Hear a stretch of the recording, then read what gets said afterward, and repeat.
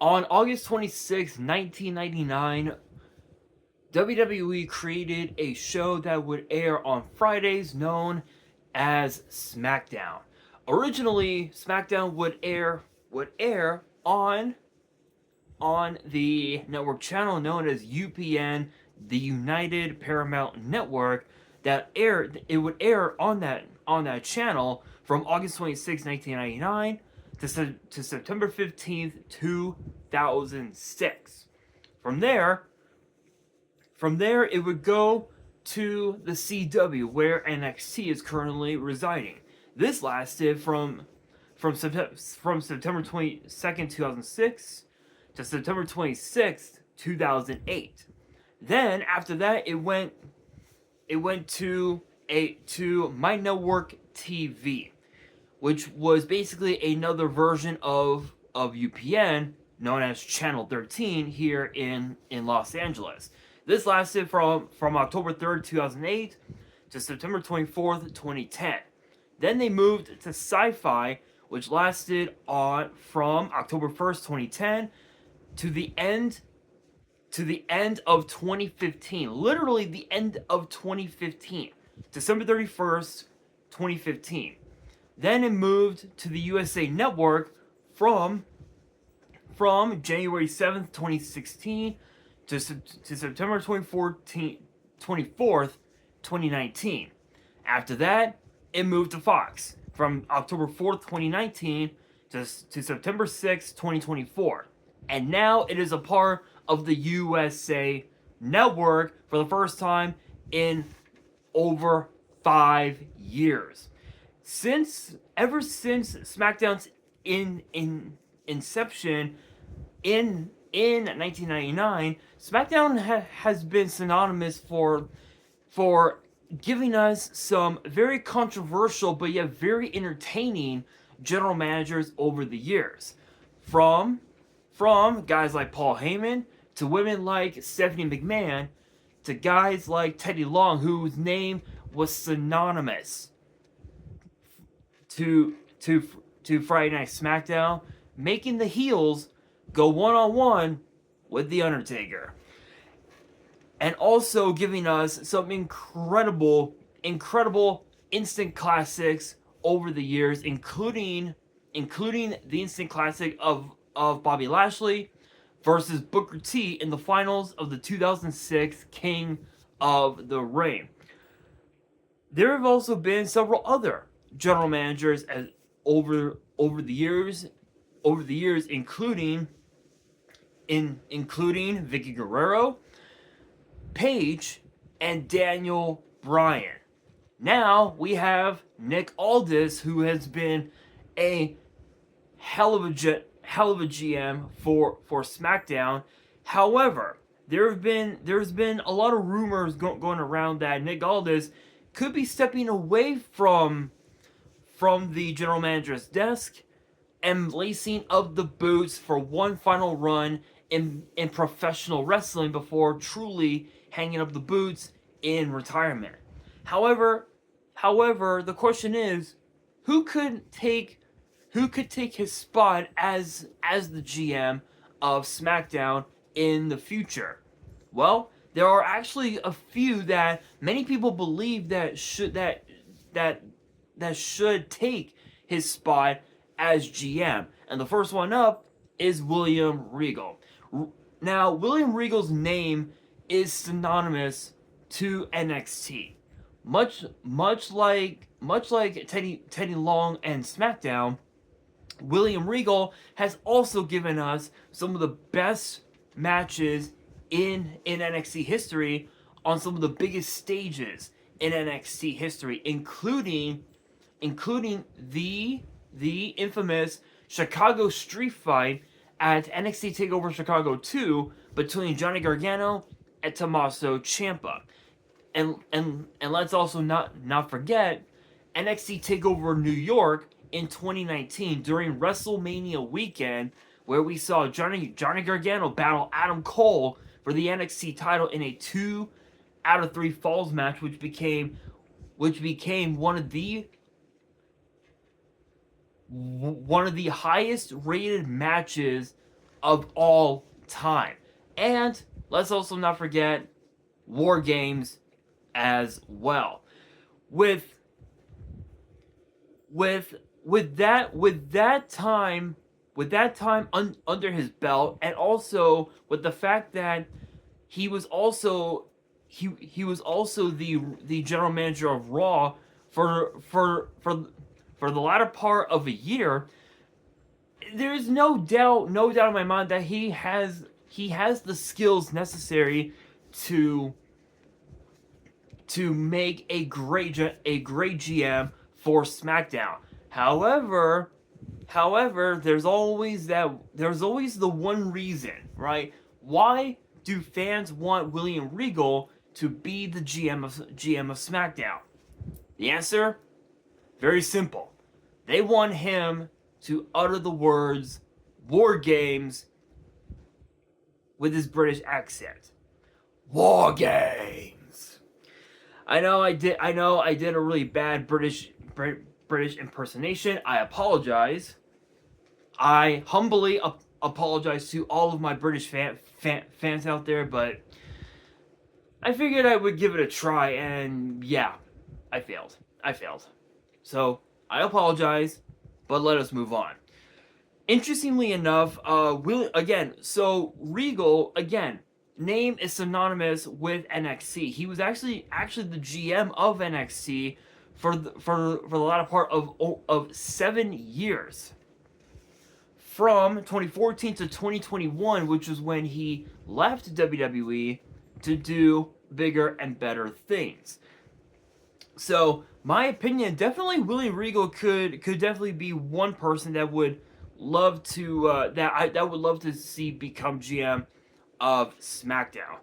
There is someone else that comes into mind.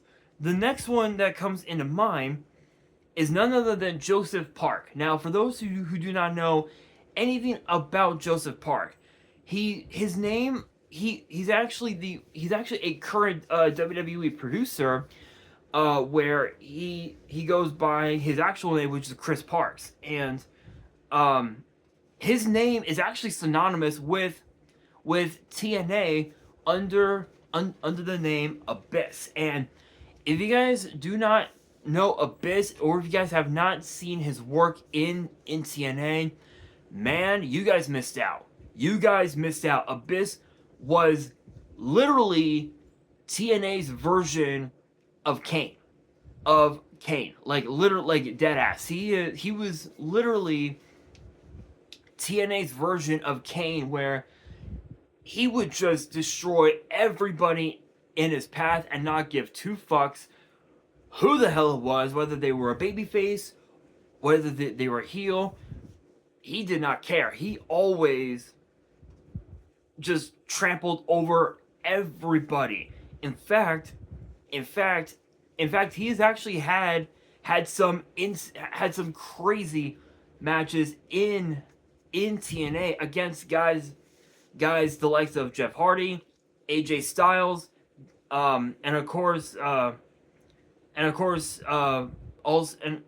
the late great Sabu, who's a former ECW champion. God rest his soul. Guys like Bully Ray, Sting, just to name a few. And the weird thing about Abyss is that he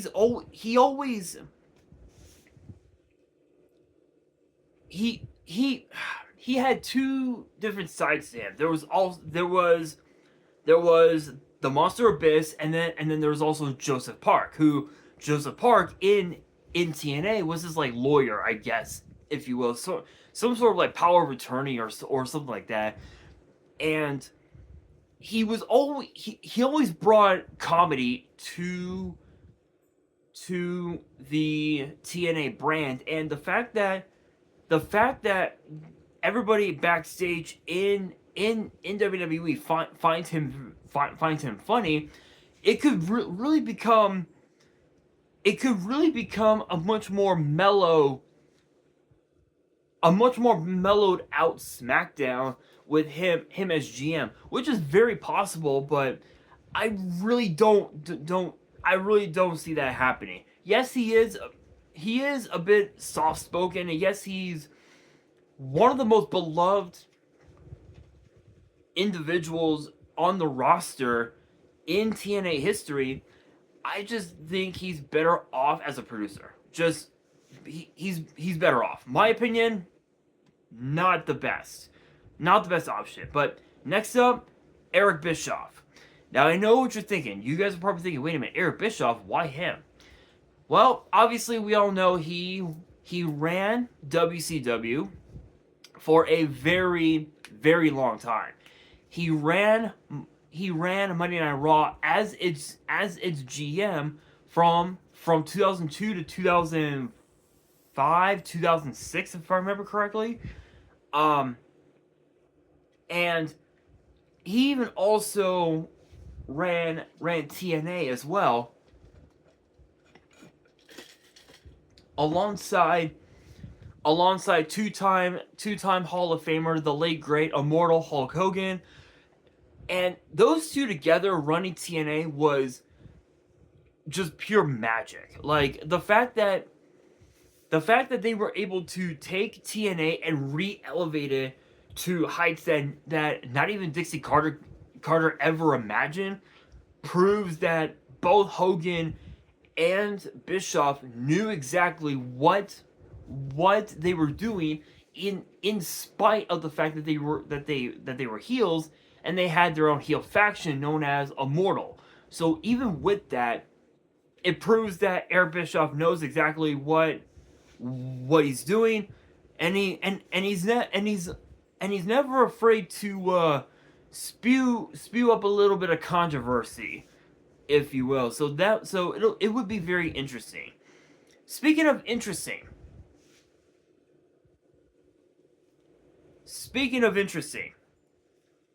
next up, Bubba Ray Dudley. This might be one of the most interesting choices out there, because we all know that when it comes to Bubba Ray and leading a show or leading a faction, he's always a heel. 100% always a heel. Don't believe me? Go back to Eric Bischoff and Hulk Hogan and the faction Immortal. Bubba Ray Dudley as Bully Ray in TNA, he literally was a heel. He was actually one of the greatest heels in TNA history, winning the TNA World Heavyweight title 3 times in his entire career. 3 times in his illustrious career. That's how many times he had won the TNA World Heavyweight title, defending the title against guys the likes of Chris Sabin, Austin Aries, James Storm, Bobby Roode, Christopher Daniels, who else can I name? AJ Styles, Tommy Dreamer, Rob Van Dam, just to name a few, even Sting as well. So the fact that with Nick Aldis being a babyface GM, I wonder how Bubba Ray would do as a heel general manager. That could be interesting. That could be interesting. But the fact that he has his own role as a coach on WWE LFG, which new episode tomorrow night, which will be very interesting. One has to wonder if how great of a GM he could really be. That would be very interesting. Next one up is actually one that I don't know. This one I'm a bit unbiased with this one. I don't think it's the right move. But next one up is Paige. So for those who don't know about Paige, how can I explain this? So everyone knows that WWE decided to do a brand split, meaning Raw would have their own show, SmackDown would have their own show, with their own respective general managers and their own respective commissioners. Stephanie McMahon would end up as the commissioner of Monday Night Raw, and she was literally there every week full time. Yes, she might have missed a couple shows here and there, but most of the time she was there full time. And as far as SmackDown goes, when they aired SmackDown on Tuesdays, which became SmackDown Live, Shane McMahon was the commissioner of SmackDown Live, and Daniel Bryan was chosen to be the GM of SmackDown Live, to which I've done literally every single PLE prediction for all of the SmackDown Live PLEs over the years. So if you guys have not checked out those older videos, I recommend you guys check them out, because the card for each of those shows was wild, and the results, which will definitely shock you. I will say that Daniel Bryan, he was always fair. Like, he was a fair general manager. Mick Foley was a fair general manager for Monday Night Raw. So when Daniel Bryan announced that he was cleared to compete once again for the first time in I don't want to say 2 years, 3 years, I want to say, fans rejoiced. They were just in shock that Daniel Bryan was able to get cleared to wrestle again, and his first match back was at WrestleMania. So when Daniel Bryan announced that he was gonna get back in the ring full time, Shane McMahon thought it was a good idea to bring Paige as the new GM of SmackDown. Unfortunately, that did not last long, because she ended up stepping away from the position of being GM in December in 2019, ultimately leaving WWE altogether, and now she is working with AEW, which is a promotion on the other side of the spectrum. It is interesting to know that Paige, yes, was a pretty decent GM, but at this stage in her career, the fact that she's been cleared to compete again, it's interesting, to say the very least. But there is one other person that many people believe could really be that definitely has what it takes to be the GM of SmackDown, and it is none other than The Undertaker. Obviously, The Undertaker's name is synonymous with SmackDown. He has won so many matches on SmackDown over the years, and the fact that Undertaker's name has been a part of SmackDown literally for most of his career, proves that he is by far, literally, he is the greatest of all time. Like 100% the GOAT. Like, think about what he has done over the years in WWE. He's a 7-time world champion. He's a 7-time tag team champion. He's a former hardcore champion. He's won the Royal Rumble. He's 25-2 at WrestleMania. So the fact that he's had that, so the fact that he's had those accolades throughout a span of 30 years in WWE, enough said. I think Undertaker could really become one of the greatest general managers in SmackDown history, alongside Teddy Long, because think about this, right? Think about what a guy. Think about this, right? A guy like Carmelo Hayes stepping up to the Undertaker face to face. Think about that, or watching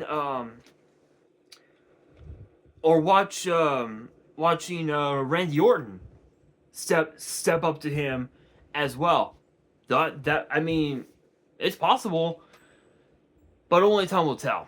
I will say I will say out of all 6 of them, I think the one person that I would love to see become the new GM of SmackDown would have to be Eric Bischoff, because of the fact that he was always fair.